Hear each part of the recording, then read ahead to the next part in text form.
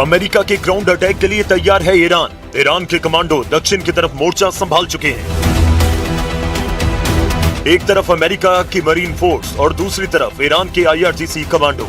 लड़ाई बहुत खतरनाक होने जा रही है, यह आशंका पूरी दुनिया को है। इस जमीनी जंग में कौन किस पर भारी पड़ेगा, इसका फैसला न ईरान में हो रहा है न ही अमेरिका में। इस युद्ध में आगे की लड़ाई कंट्रोल करने के लिए रूस के राष्ट्रपति व्लादिमीर पुतिन ने किया है बड़ा फैसला। रूस ने अपनी सबसे खतरनाक फोर्स ईरान भेजने का इरादा जाहिर कर दिया है।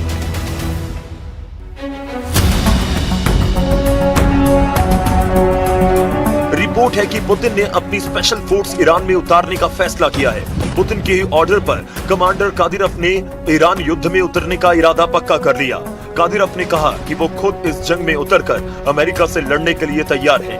कादिरोव ने अपने चेचन लड़ाकों को ईरान के लिए लड़ने का ऑर्डर दिया है और अब ये खूंखार चेचन लड़ाके अमेरिका की ईंट से ईंट बजाने के लिए ईरान की जमीन पर पहुंच रहे हैं। ये रिपोर्ट ईरान के सरकारी मीडिया में छप रही है। ये रिपोर्ट अजरबैजान की मीडिया में हेडलाइन बन रही है। चेचन कमांडर रमजान कादिरोव ने कहा कि जरूरत पड़ी तो वो खुद ईरान जाएगा और अमेरिका से लड़ेगा। रमजान कादिरोव के कमांडर बोल रहे हैं कि वो अपनी जान की बाजी लगाकर ईरान के लिए लड़ेंगे, क्योंकि कमांडर कादिरोव ने कहा है कि ईरान पर हमला पूरे इस्लामिक वर्ल्ड को बांटने की साजिश का हिस्सा है।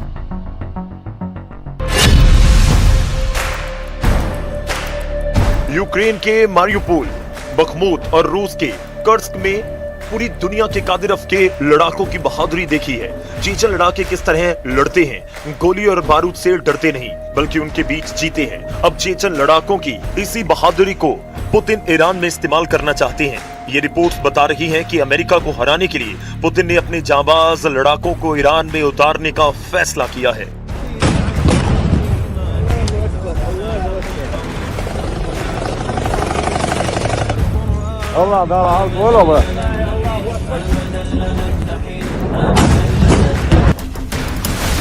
इस युद्ध में रूस की फोर्स के उतरने का मतलब है कि अब ये जंग अमेरिका बनाम ईरान नहीं रही। अब ये युद्ध अमेरिका कैंप बनाम रशियन कैंप बन चुका है, जिसमें एक तरफ अमेरिका और नेतन्याहू के साथ अरब देश हैं, यहां से लगातार ईरान पर हमले हो रहे हैं। वहीं दूसरी तरफ ईरान को बचाने के लिए तैयार है रूस, चीन और उत्तर कोरिया। यही वजह है कि इस जंग को अब तीसरे विश्व युद्ध की शुरुआत कहा जा रहा है, जहां वॉर जोन ईरान है और दोनों तरफ लड़ने वाली ताकत सुपर पावर मानी जा रही है। ईरान के खिलाफ ग्राउंड ऑपरेशन के लिए अमेरिका इसलिए मजबूर हो रहा है क्योंकि वो अब ईरान के मिसाइल अटैक को नहीं रोक पा रहा। ईरान की खुर्रम शहर और सेजिल मिसाइल किस तरह इजराइल पर हमला कर रही है, इसके वीडियो लगातार वायरल हो रहे हैं। ईरान लगातार अपनी मिसाइल पावर से इजराइल, अमेरिका और खाड़ी देशों को शॉक पर शॉक देता जा रहा है। ये इजराइल का आसमान है और यहाँ ईरान की बैलिस्टिक मिसाइल कैसे इजराइल की 2 इंटरसेप्टर को धोखा देती है। इस वीडियो ने नेतन्याहू को परेशान कर दिया क्योंकि उनकी पूरी ताकत ईरान के मिसाइलों को रोकने में जाया होती जा रही है। इजराइल के डिफेंस सिस्टम काम नहीं कर रहे हैं।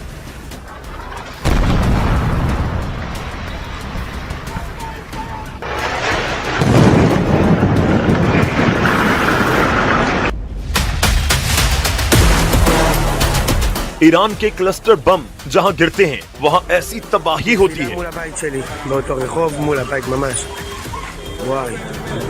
ऐसे हमलों के बाद की तबाही देखिए और इस दौरान बंकर में पनाह लिए हुए लोगों को देखिए।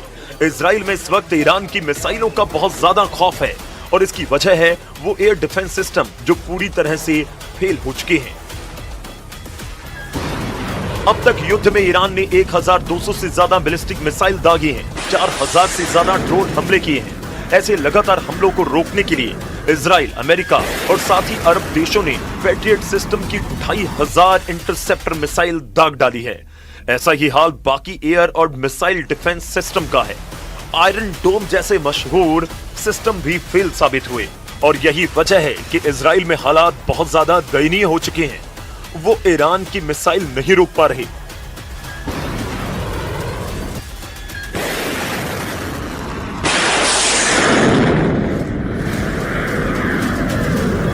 लेकिन डोनाल्ड ट्रंप की प्रवक्ता कैरोलिन का दावा है कि इस युद्ध में अमेरिका को लगातार कामयाबी मिल रही है। With respect to the ongoing major combat operations in Iran, Operation Epic Fury is moving ahead successfully and according to plan. With each passing day, the United States military is increasing its advantage over the terrorist Iranian regime. America और Israel की दिक्कत यह है कि ground operation अब उनके लिए मजबूरी बन चुका है और ईरान भी यही चाहता है कि किसी भी तरह अमेरिका अपनी फौज को जमीन पर उतारे ताकि मुकाबला आमने सामने का हो। अगर ईरान में ग्राउंड ऑपरेशन होता है तो उसमें अब पुतिन की फोर्स भी लड़ेगी, इस बात की गारंटी दी जा रही है और ऐसे युद्ध के लिए कमांडर रमजान कादिरव के लड़ाके तैयार हैं। चेचन्या के अख्तम स्पेशल फोर्स के कमांडर लेफ्टिनेंट जनरल आब्दी अलाउद्दीनोव ने कहा कि इस युद्ध में वो ईरान के साथ हैं। अगर जरूरत पड़ेगी तो वो खुद भी ईरान की जमीन पर जाकर लड़ने के लिए तैयार हैं। लेफ्टिनेंट जनरल आब्दी अलाउद्दीनोव को चेचन लीडर रमजान कादिरव का कमांडर नंबर 1 कहा जाता है।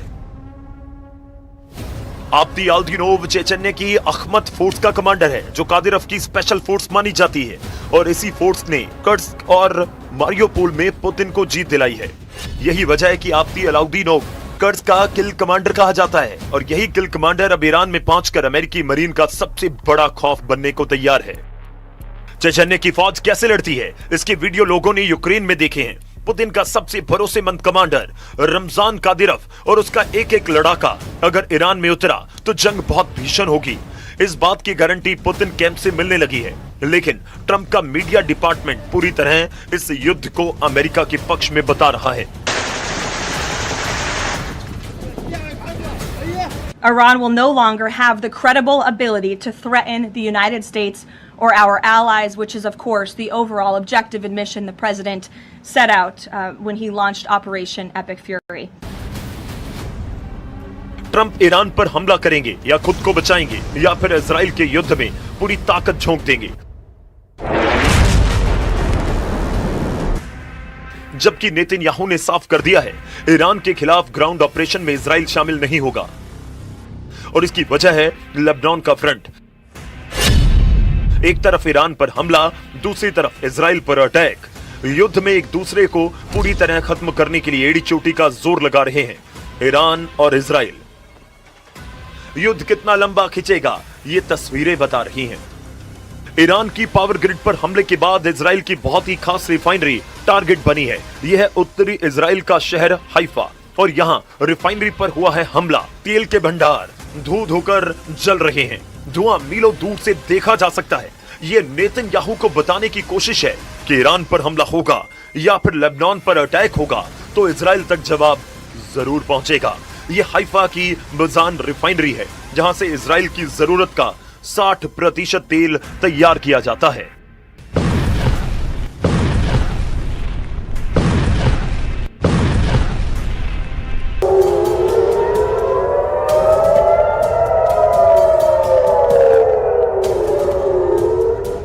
इजराइल की सरकार का दावा है कि हाइफा की रिफाइनरी को ज्यादा नुकसान नहीं पहुंचा और तेल की सप्लाई पर कोई असर नहीं पड़ेगा। यही वजह है कि ईरान को रोकने के लिए अब ट्रंप उसकी जमीन पर उतरकर लड़ना चाहते हैं। इसके लिए अमेरिका के 50,000 सैनिक तैयार भी कर दिए गए हैं। ईरान की सेना ने कहा कि फारस की खाड़ी और हॉर्मुज के समुद्री गलियारे में अमेरिका की फौज पहुंची तो वो शार्क मछलियों का खाना बन जाएगी। ईरान की नौसेना ने कहा कि जिस तरह उसके जहाज को अमेरिका की पनडुब्बी ने श्रीलंका के पास डुबोया था, उसी तरह अमेरिका के जहाजों को ओमान की खाड़ी में डुबो देंगे। جمهور آمریکا ثابت کرده تنها زبانی که میشناسد زبان زور است.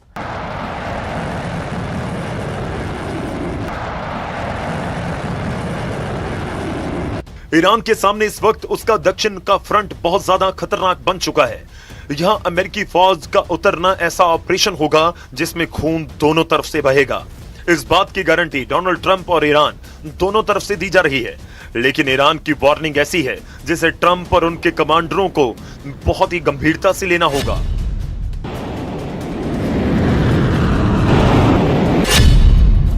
क्योंकि अब तो चेचन लड़ाके भी ईरान की तरफ से लड़ने को तैयार हो चुके हैं। पुतिन अब खुद इस युद्ध को कंट्रोल करने के लिए उतर चुके हैं। इस युद्ध में तुर्की पर भी सबकी नजरें हैं और एर्दोआन ने अरब देशों से कहा है कि वो इस युद्ध में शामिल ना हो। सऊदी अरब, यूएई और कतर का दौरा करने के बाद तुर्की के विदेश मंत्री को इस बात का एहसास हुआ कि ये सभी देश ईरान के खिलाफ युद्ध में उतरने के लिए तैयार हैं। अमेरिका और इजराइल की शुरू हुई इस जंग में अब सऊदी अरब, यूएई और कतर ईरान के खिलाफ नजर आ रहे हैं, जबकि तुर्की का रुख बता रहा है कि एर्दोआन अब मुस्तफा खामेनी के समर्थन में है। वहीं नाटो में स्पेन ने भी अमेरिका को बड़ा झटका दिया। स्पेन ट्रंप के युद्ध के खिलाफ शुरुआत से है। अब स्पेन ने कहा है कि वो अपने हवाई अड्डे और आसमान का इस्तेमाल इस युद्ध के लिए नहीं करने देगा।